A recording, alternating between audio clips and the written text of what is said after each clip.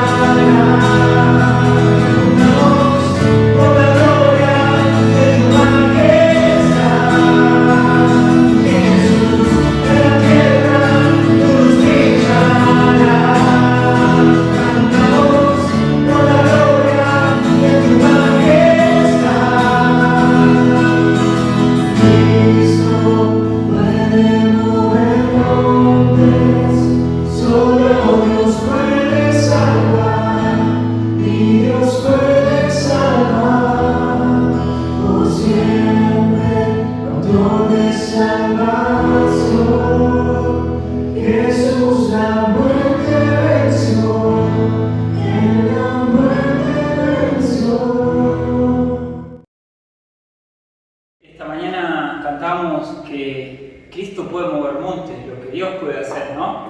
Y también que podamos tener en memoria y recordar con la siguiente canción de lo poderoso que es Dios. Él es tan poderoso que te ha rescatado, me ha rescatado a mí del infierno. Y eso fue con su poder a través de la vida de Cristo.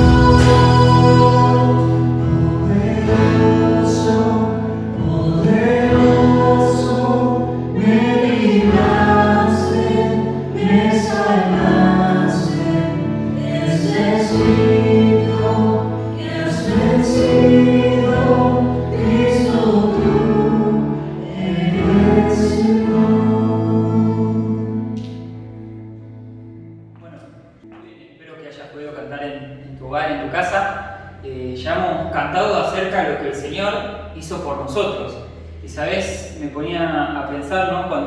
Cuando elegía las canciones, es poder corresponder a ese amor que ha tenido el Señor por nosotros, a ese poder que ha puesto para rescatarnos, y nosotros lo que podemos hacer para Él es rendir nuestro corazón en un servicio a Él. Así que vamos a cantar el deseo de que quiero servir.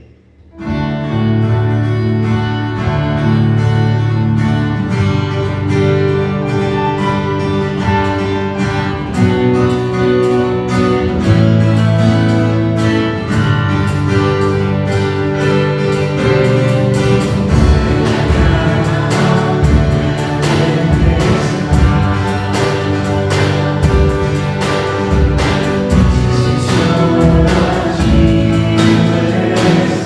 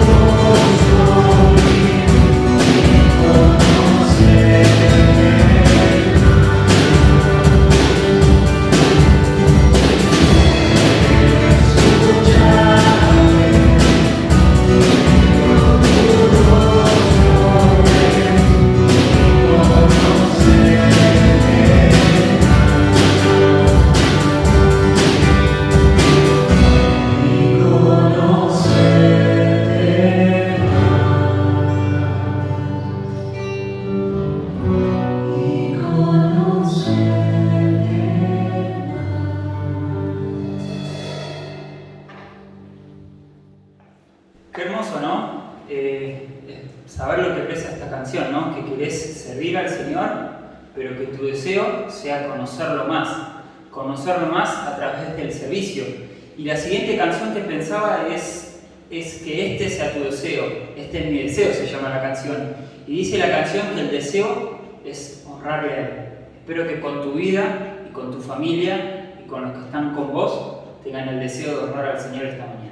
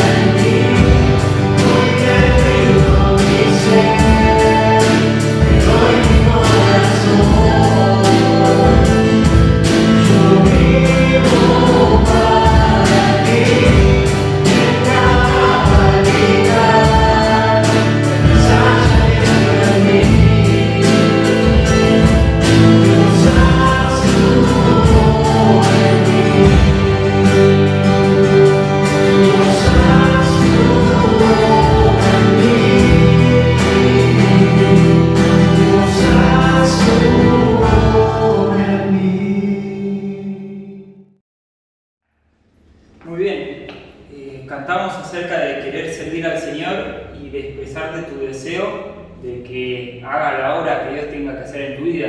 Una de las formas que podés servir al Señor, una forma que Dios haga la obra que quiere en tu vida, es participar en la ofrenda. Si sos miembro de la iglesia, a través del grupo que tenemos de la iglesia, ahí están los links y las cuentas bancarias para que puedas hacer tu ofrenda, acercar tu ofrenda, sabiendo que la ofrenda y ese dinero que tú estás dando es para el Señor, no es para los hombres, no es para hacerte visto, sino para Él. Y que podamos terminar antes del tiempo de su palabra, de que si tu deseo es de servirle, de si tu deseo es de honrarle a Él, que le pidas también al Señor, que te siga enamorando. La Biblia dice que Él nos ha traído con cuerdas de amor. Pedile al Señor que te siga enamorando, que te siga mostrando ese amor que tiene para con vos.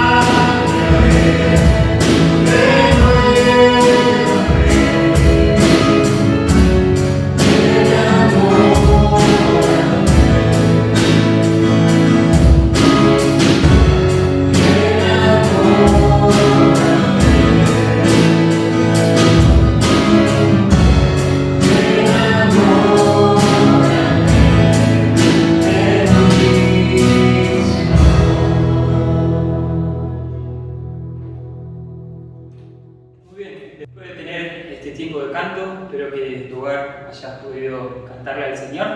Vamos a pasar al tiempo de su palabra, que Él nos esté enseñando a través de ella lo que debemos cambiar y aprender en nuestras vidas.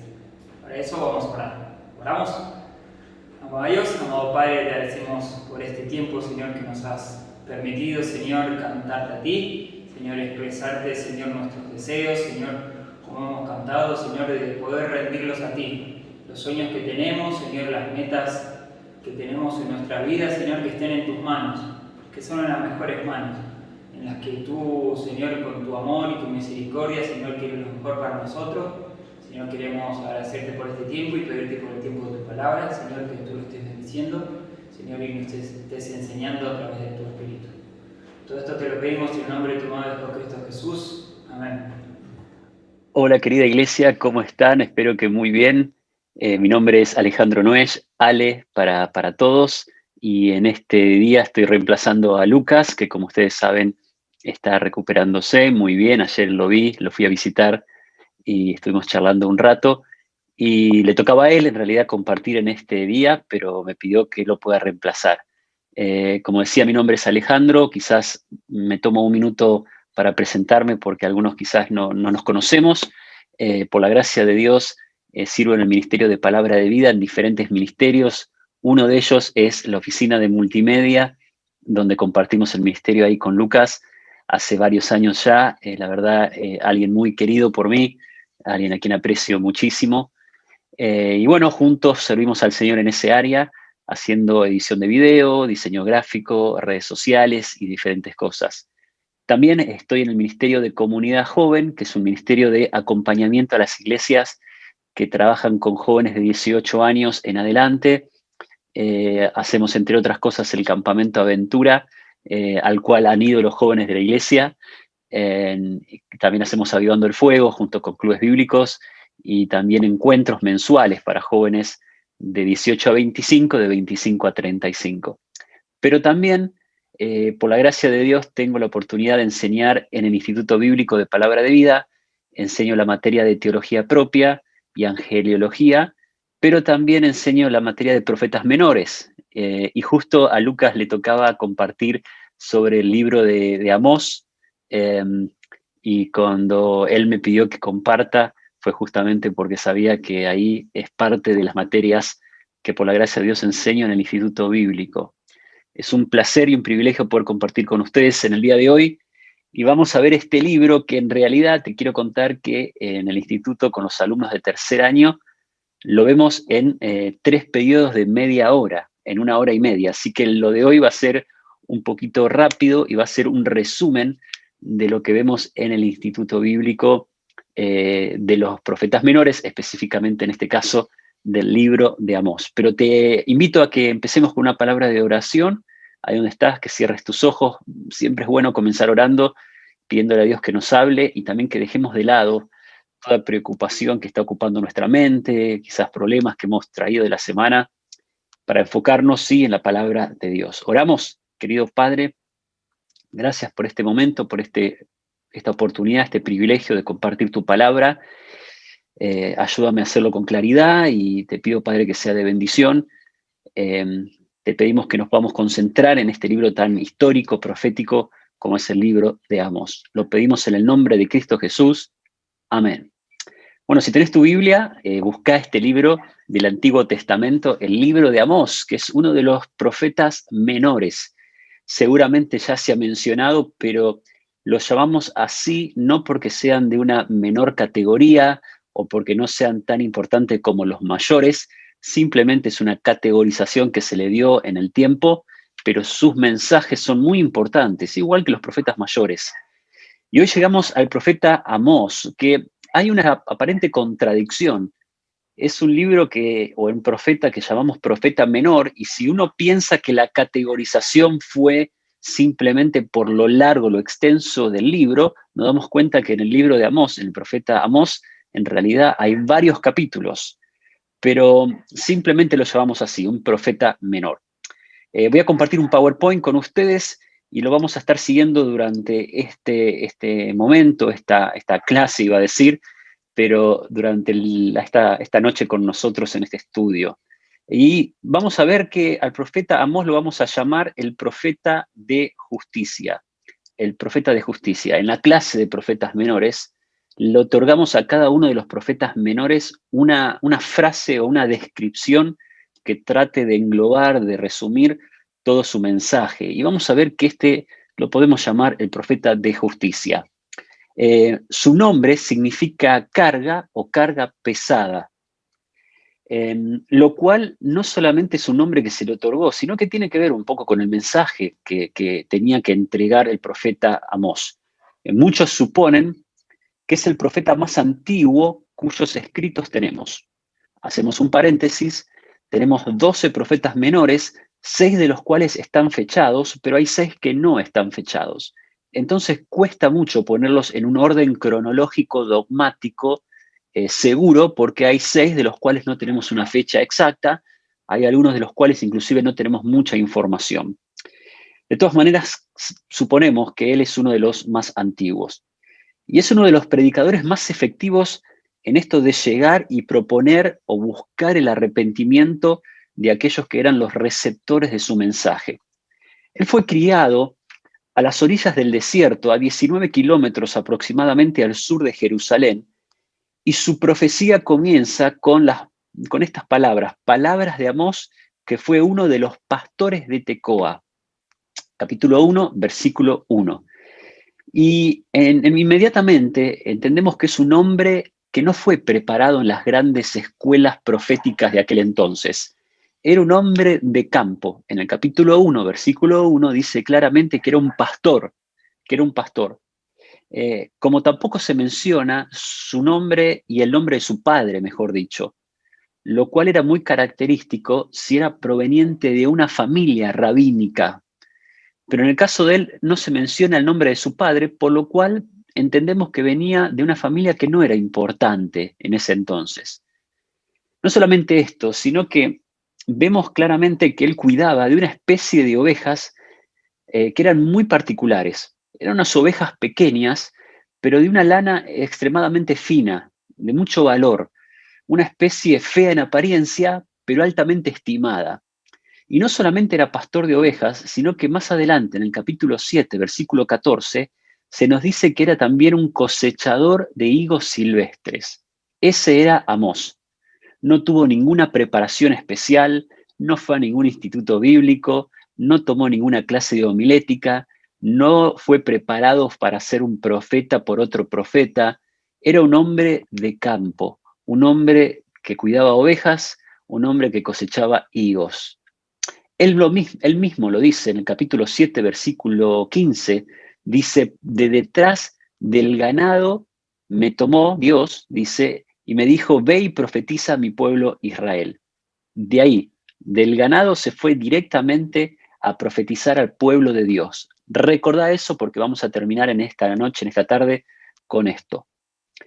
Y el título de sus profecías describe su periodo como un profeta que profetizó acerca de Israel en días de Usías, rey de Judá, y en días de Jeroboam, hijo de Joás, rey de Israel, 2 años antes del terremoto. A ver, vamos a tratar de ponernos en contexto. Israel, el pueblo de Dios, estaba dividido en realidad en 2 reinos, el reino del norte y el reino del sur. El reino del norte con 10 tribus, el reino del sur con 2. Y es interesante esta descripción del capítulo 1, versículo 1, que no solamente brinda esta información en cuanto a los reyes, lo cual nos permite colocarlo en un momento histórico concreto, sino que también se menciona una característica. Dice que fue 2 años antes del terremoto. No sabemos bien cuándo fue el terremoto, pero es interesante que Isaías hace mención al terremoto 200 años después. Por lo tanto, evidentemente fue un terremoto muy importante que quedó en la historia del pueblo de Dios. Y profetizó principalmente a Israel, al reino del norte. Ahora, no solamente al reino del norte, vamos a ver que también al reino del sur y también a las regiones, a las naciones que estaban a su alrededor. Pero esto que profetizó principalmente al reino del norte, es importante recordar lo que dijimos hace un rato, de que él venía del sur, venía cerca de Jerusalén. En otras palabras, era un profeta del sur predicándole al reino del norte, lo cual ya generaba quizás un rechazo o una situación incómoda para Amós. Y era una edad, esto es muy importante, pongámonos en contexto histórico, era una edad de apogeo nacional y de prosperidad. Déjame decírtelo así, de muchísima prosperidad, de grandes riquezas, de lujos desmedidos en realidad, y de todo lo que trae el vivir para el lujo y para las riquezas. Hacia el final, Jeroboam II estaba en el trono y era un rey fuerte que gobernaba una grande extensión del territorio, como predijo Jonás que lo haría, en Segunda Reyes 14:25. ¿Te acordás que Jonás, antes de la historia que tan bien conocemos, él tuvo una profecía que fue justamente la que se cumplió con Jeroboam II? Desafortunadamente, aunque hubo muchas riquezas en la nación, hubo muy poca sabiduría. Las riquezas corrompieron el corazón de las naciones del reino del norte, el reino del sur, de la nación de Israel. Fiestas y banquetes tomaron el lugar de cualquier esfuerzo religioso.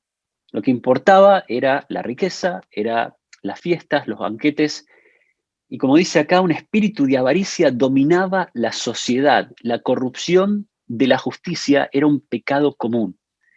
Era una especie de ciclo vicioso. Había búsqueda de riquezas, como se consiguieron, las riquezas corrompieron el corazón del pueblo, eso también implicaba que se aprovechaban de los pobres, por lo tanto no había justicia, y la nación estaba en su peor momento, podríamos decir, en cuanto a esto de tener quizás bienestar económico, pero también mantener una moral correcta. Había transicionado el reino del norte especialmente de ser un reino que estaba enfocado en la agricultura a ser un reino que estaba enfocado ahora en el comercio. Y por esto es que había tanta riqueza y a ellos se dirige Amós. Los poderosos obraban en injusticia, apropiándose de terrenos ajenos, también oprimían a los pobres.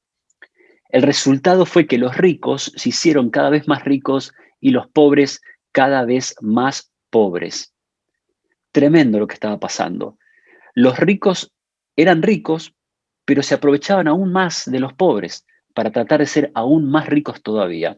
Y a ellos les habla Amós, a ellos le habla Amós. El tema es Jehová rugirá. Y es un libro que enfatiza los juicios de Dios sobre el pecado de su pueblo y de las naciones de alrededor. El día del castigo de Israel había llegado. Si bien hay una parte profética, hay una parte que también se estaba por cumplir muy pronto. Y esa es la advertencia de Amós. El día de Jehová, el castigo de Jehová se acerca por la condición en la que se encuentra el pueblo. Él anuncia al pueblo, adormecido por la prosperidad, los resultados que vendrían cuando la religión es divorciada de la moralidad. Todo lo que el profeta ve y hace, que su alma arda con indignación, y no pudo hacer otra cosa que levantar la voz para protestar. Si tratamos de tener un bosquejo, no tenemos tiempo en esta tarde o en esta noche de ver punto por punto del bosquejo, pero podríamos tomar este bosquejo quizás como guía en esta noche.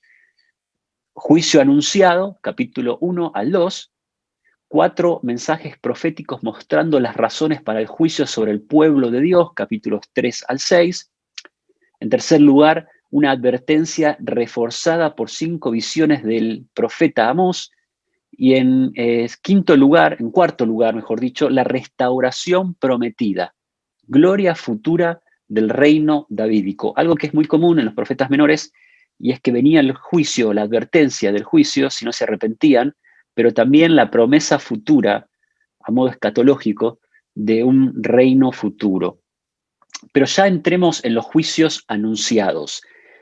Y hay 6 juicios hacia naciones que estaban alrededor de Israel, del reino del norte y del reino del sur. La primera es Siria, la primera nación que se menciona, con su capital Damasco. Y 8 veces se menciona la frase por 3 pecados y por el cuarto, una expresión que era muy característica de ese entonces en el pueblo de Israel y que significaba que por un indefinido número que tiene que llegar a su fin. Un número indefinido que tiene que llegar a su fin. En otras palabras, algo que viene sucediendo y que tiene que dejar de suceder. Damasco era la capital, obviamente, esto lo sabemos, y uno de los enemigos más persistentes del pueblo de Israel. Amós denuncia a los sirios por la forma inhumana que habían tratado a los israelitas que vivían en Galaad, al este del río Jordán. Algo que vas a notar es que en estos 6 juicios siempre hay una razón concreta por la cual se emite el juicio. Dios no juzga por juzgar. Dios no juzga porque le encanta juzgar. Dios juzga porque hay una razón para juzgar. Y en cada uno de estos juicios hay algo específico que él menciona. En el caso de Siria, es por la forma inhumana que habían tratado al pueblo de Dios que vivía al este del Jordán. La frase prenderé fuego se encuentra varias veces y significa enviaré juicio. Lo vemos en el capítulo 1, versículo 4, 7, 10, 12, 14, capítulo 2, versículo 2 y 5. Enviaré fuego, algo muy interesante, me llama mucho la atención. ¿Y se cumplió el juicio? Sí, se cumplió. Dios juzgó a Siria. La dinastía del rey Hazael terminó, su hijo Ben-Hadad fue derrotado, Damasco perdió su poder, Joás derrotó a Ben-Hadad 3 veces, pero los asirios fueron los que le dieron el golpe final y los llevaron en cautividad. Así que en primer lugar, Siria. En segundo lugar, el segundo pueblo al que Amós le trae una profecía de juicio es Filistea con su capital Gaza. Mira, Filistea tenía 5 ciudades principales y eran las ciudades que se mencionan en la palabra de Dios, ves ahí algunas referencias, y a todas las denuncia Amós por traficar esclavos. Eran conocidos por traficar esclavos. Asaltaban aldeas y capturaban a personas para venderlas como esclavos. Y el juicio de Dios sobre Filistea vino en los días del rey Usías. Nuevamente nos preguntamos, ¿se cumplió el juicio? Sí, se cumplió el juicio cuando a ellos mismos, que eran expertos en llevar esclavos, a ellos los llevan esclavos también. Recibieron su propia medicina, podríamos decir. En tercer lugar, sé que vamos un poco rápido, pero en tercer lugar, Fenicia. Durante los reinados de David y Salomón, Israel había tenido una relación cálida con Fenicia y con Tiro. Es más, Amós lo llama el pacto de hermanos, sugiriendo que involucraba un compañerismo mucho más profundo que simplemente política entre 2 naciones. Pacto de hermanos, dice él. Tiro cometió el mismo pecado que las ciudades de Filistea. Ellos vendieron cautivos judíos a los edomitas como esclavos. El problema que el pecado de Tiro era peor que el de Gaza, porque Tiro estaba quebrando un pacto, como dijimos hace unos minutos, que se basaba en la hermandad, en la amistad y el respeto mutuo. Había un pacto de hermanos y de repente ellos lo rompen tomando cautivos judíos y vendiéndolos como esclavos. A ellos también viene el juicio de Amós. En cuarto lugar, la cuarta nación, Edom. Conocemos muy bien que los edomitas tenían una larga historia de enemistad con el pueblo de Dios. Ellos guardaban un rencor de muchos años que venía desde el tiempo de Jacob y Esaú. Los edomitas no permitieron que sus primos pasaran por su tierra cuando marchaban a la tierra prometida a Canaán, cuando salieron de Egipto, en Números capítulo 20. El rey Saúl suprimió al ejército edomita, lo vemos ahí en 1 Samuel. David los conquistó, pero en los días de Joram, Edom se rebeló contra Judá y ganó su libertad. Amós condena a los edomitas, nuevamente, fíjate que hay una razón específica. Los condena por su odio persistente a los judíos que el profeta describe como furor y como rencor. De nuevo, hay una razón específica por la cual Dios trae el juicio a través del profeta Amós. Temán y Bosra eran ciudades muy fuertes que hoy ya no existen más. ¿Se cumplió el juicio? Se cumplió el juicio. Los edomitas que se jactaban por vivir en las peñas, en las hendiduras de las peñas, se sentían impenetrables, pero hoy solo quedan ruinas de esta nación. En quinto lugar, Amón, también como los moabitas, los amonitas eran descendientes de Lot, y ellos por su incestuosa unión con sus hijas, que para expandir su tierra invadieron Galaad, no solo atacando a los hombres, sino también a las mujeres embarazadas, matándolas a ellas y a sus hijos, obviamente. Amós anuncia una tempestad de juicio que vendría sobre el pueblo y su capital sería destruida. ¿Se cumplió? Se cumplió. Esto sucedió en el año 734 a.C. Fíjate que cada nación recibió el juicio, y no solamente el juicio, sino el cumplimiento. Y en sexto lugar, la sexta nación es Moab. Las luchas entre los moabitas e Israel comenzaron cuando se rehusaron a dejarlos pasar también hacia la tierra prometida. El rey de Moab mandó a Balaam a maldecir a Israel, te acordás quizás esa historia, Números capítulo 22, y las mujeres moabitas sedujeron a los hombres judíos para que caigan en idolatría. Moab fue tomada por los asirios, y la tierra eventualmente se convirtió en el hogar de numerosas tribus nómades. La nación Moab nunca volvió a existir. Así que, en primer lugar, Amós trae este juicio hacia 6 naciones que estaban alrededor de Israel, del pueblo de Dios. Imagínate que quizás en ese momento el pueblo de Dios debe haber dicho, bueno, qué bueno, ¿no? Son los enemigos, son nuestros enemigos, se merecen ese castigo, se merecen el juicio, se merecen la profecía.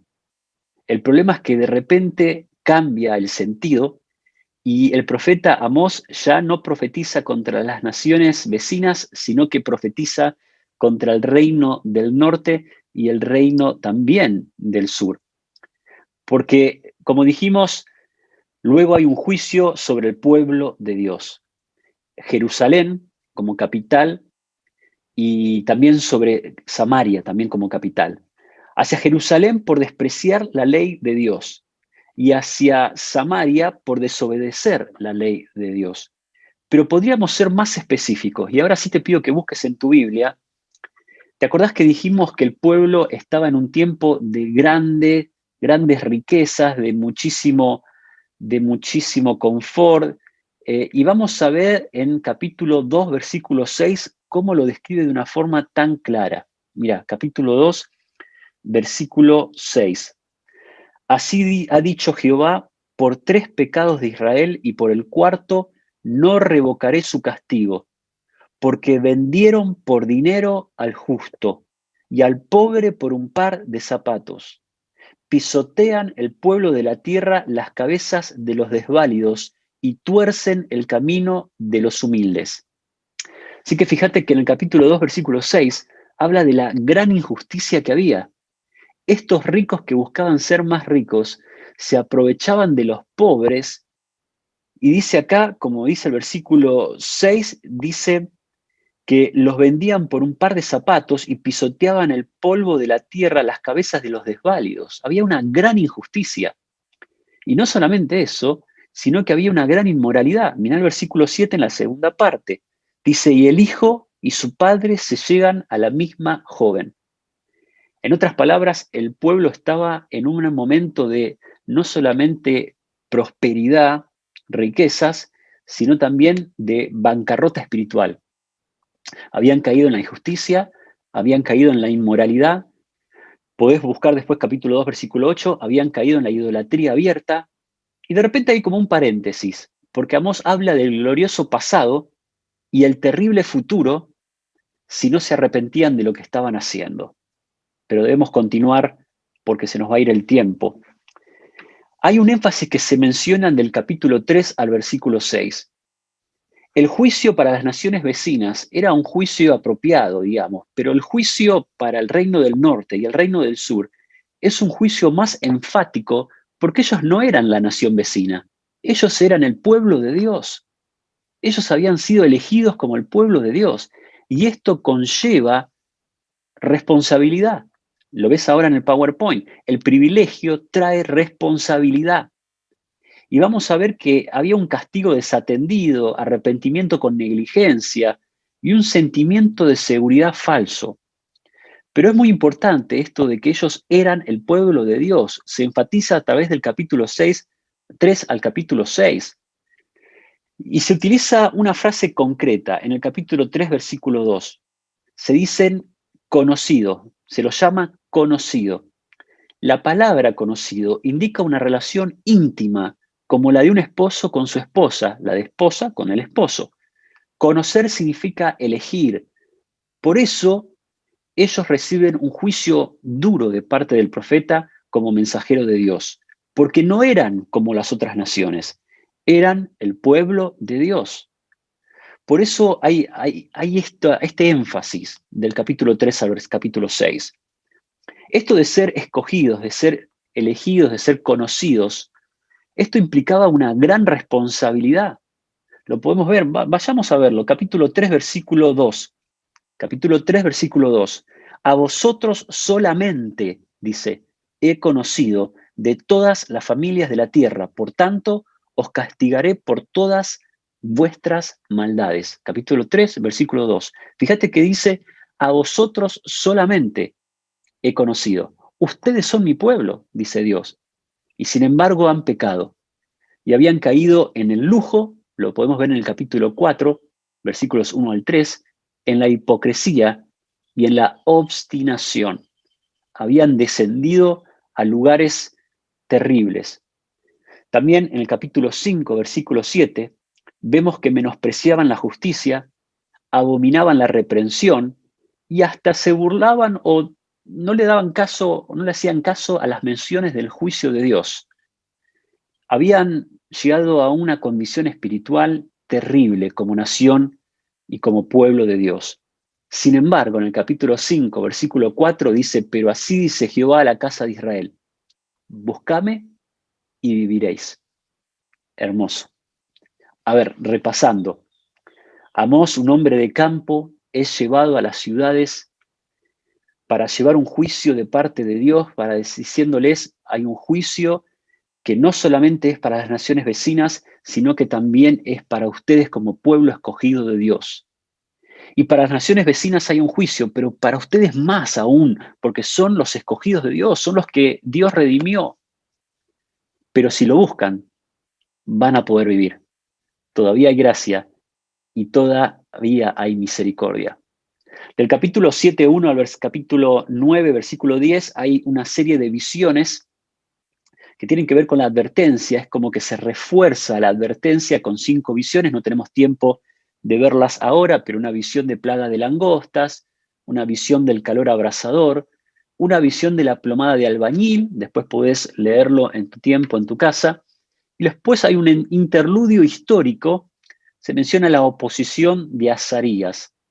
Luego se menciona la visión de la canastilla de frutas, nuevamente un interludio profético hablando del hambre de la palabra de Dios y la visión del capital derribado. Luego en el capítulo 7.1 al nuevamente capítulo 9.10 vemos específicamente en el capítulo 7 cómo el profeta lucha en algún momento con Dios, luego el profeta declara y el profeta afirma. Sé que estoy yendo un poco rápido, pero no quiero tomar más tiempo del que corresponde. Pero ya llegando al final del libro, vemos la restauración prometida y la gloria futura del reino davídico. Siempre Dios advierte, trae una palabra de advertencia a través de su profeta, pero si se arrepentían, igual había posibilidad de volver a sus caminos. Y aparte de esta posibilidad, hay una gloria futura, un reino davídico, una gloria futura que habría de cumplirse y que habrá de cumplirse. Ya llegando al final de nuestro tiempo juntos, ¿qué nos enseña el libro de Amós? Amós nos enseña en primer lugar que el privilegio implica responsabilidad. El privilegio implica responsabilidad. Como dijimos, el reino del norte y el reino del sur eran el pueblo elegido por Dios. Y aunque ellos miraban para afuera y decían, qué bueno el juicio para los filisteos, para Galaad, para Tiro, en algún momento el juicio se tornó hacia ellos. Porque ellos tenían un privilegio enorme, eran el pueblo de Dios. Pero el privilegio trae responsabilidad. No podían ser como los vecinos. Tenían que ser separados para Dios. Tenían que ser una nación santa. En segundo lugar, nos enseña el propósito de la calamidad. Estos juicios que Dios trae a través de su hombre para las naciones vecinas no eran porque sí. No era porque un día Dios se levantó con ganas de juzgar y dijo, a ver, ¿a quién puedo juzgar? A Tiro, juicio para Tiro. A Galat, juicio para Galat. No, es porque ellos habían realizado obras que merecían ser juzgadas por Dios. Y cuando tocó el turno del reino del norte, Dios les profirió un juicio por una razón específica. Y cuando le tocó al reino del sur, Dios les dio un juicio por una razón específica. El juicio de Dios, o llamándolo calamidad como sucede aquí, no viene porque sí. Dios es un juez justo, dice la palabra de Dios. Por lo tanto, debo descansar en esto. Pero por último, la necesidad de la convicción personal en la vida de un profeta. Déjame decirlo así, la necesidad de la convicción personal en la vida de un siervo de Dios. ¿Por qué digo esto? Ponete en el lugar de Amós, un hombre que un día está pastoreando unas ovejas feas en el campo, en algún momento cosechando algunos higos, y de repente viene Dios y lo llama y le dice, tengo una obra para vos. Vas a dejar las ovejas y vas a ir a las grandes ciudades del reino del norte y del reino del sur y vas a traerles un juicio o una palabra profética si no se arrepienten. Vas a también hacer un juicio sobre las naciones que te rodean. Yo me imagino que la primera respuesta de Amós debe haber dicho, pero a mí, viste que él lo enfatiza en un momento cuando dice, me sacaron de detrás de las ovejas. No fui a ningún lugar que me preparara, no fui a un instituto bíblico, no fui a un lugar donde quizás me enseñaran a ser un profeta. Pero ahí es donde entra la convicción de que era Dios el que lo estaba llamando. Así como con el profeta Amós en tu vida, en algún momento va a llegar la palabra de Dios llamándote a un ministerio específico, a una obra específica, a algo que Él te pide que hagas y que en algún momento te va a hacer sentir completamente incapaz. Vos vas a decir, yo no puedo, yo no estoy para esto. Seguramente hay otra persona preparada más que yo. Si Dios es el que te llama, Dios es el que te va a capacitar. Si estudias el hebreo de Amós, la forma en que él llevó a cabo su profecía, te vas a dar cuenta que es muy bueno. Es de una alta calidad en cuanto al idioma, en cuanto a la profecía misma. Evidentemente Dios los capacitó. De la misma manera, Dios te va a capacitar a vos. Porque Dios no busca personas que tengan todos los dones, todos los talentos, todas las capacidades. Dios busca personas que estén dispuestas a escuchar su llamado y a responder de la forma en que Dios lo pide. Y luego Él capacita cuando nosotros cumplimos con su llamado. Dios más que capacidad busca disponibilidad. Te lo repito, Dios más que capacidad busca disponibilidad. Y así como sacó al profeta Amós de detrás de las ovejas y lo convirtió en un gran profeta que al día de hoy podemos leer su historia, lo mismo puede hacer con tu vida. No te sientas incapaz. Si Dios te llama, Él te va a capacitar para la obra a la cual te está llamando. Terminamos con una palabra de oración. Sé que hemos ido un poco rápido, pero te animo a que después puedas leer este libro en tu casa. Querido Padre, gracias por tu palabra y por este tiempo juntos. Bendícela y ayúdanos, Padre, a siempre recordar que si tú eres el que nos llama, tú nos vas a capacitar. Como con el profeta Amós, un hombre de campo, un hombre rústico, un hombre que cuidaba ovejas, que cosechaba higos y terminó siendo uno de los profetas más recordados de la historia de tu pueblo. Dejamos esta noche en tus manos, Padre, gracias por la oportunidad de estar de manera distante, pero juntos como iglesia a la luz de tu palabra. En el nombre de Cristo Jesús. Amén. Gracias por esta oportunidad y que Dios los bendiga. Ojalá pronto podamos volver a vernos. Que Dios los bendiga. Muy bien, después de haber escuchado la palabra de Dios, tenemos un pequeño tiempo más para poder seguir cantándole a Él. Vamos a cantar cuán grande es Él.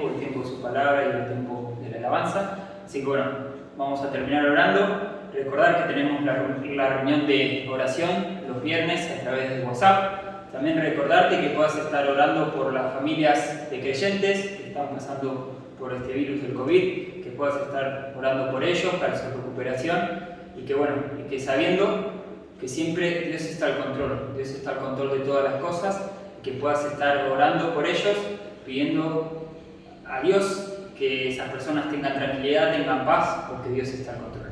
Oramos. Amado Dios, amado Padre, te agradecemos una vez más, Señor, como un corazón agradecido hacia lo que tú eres, hacia lo grande que tú eres, poderoso, Señor, que nos regalas a través del sacrificio de Cristo una eternidad a tu lado. Gracias por ese regalo tan inmenso, Señor, y en este momento, Señor, queremos expresarte, Señor, las necesidades, Señor, que están pasando algunos de nuestros hermanos, Señor, a través de todo el planeta, Señor, que están teniendo, Señor, por a través de esta enfermedad, Señor, que tú le estés dando paz y tranquilidad, Señor, a través de tu Espíritu, Señor, sabiendo, como decíamos, Señor, que tú estás al control de todas las cosas y que nada se escapa, Señor, y que, Señor, todo lo que está ocurriendo es, Señor, porque tú los has permitido, pero no porque tú eres un Dios malo, sino porque eres un Dios bueno, Señor, y que sabes por qué hacer las cosas. Señor, te agradecemos por eso, Señor, y pedirte, Señor, por todo lo que hemos pasado, Señor, que tú lo uses para bien. Todo esto te lo pedimos y te lo agradecemos en nombre de tu amado Cristo Jesús. Amén. Y también hacerte acordar que en esta semana han cumplido años Juliana, han cumplido años Valentín, para que recuerdes que dos de nuestros hermanos en esta semana han cumplido años.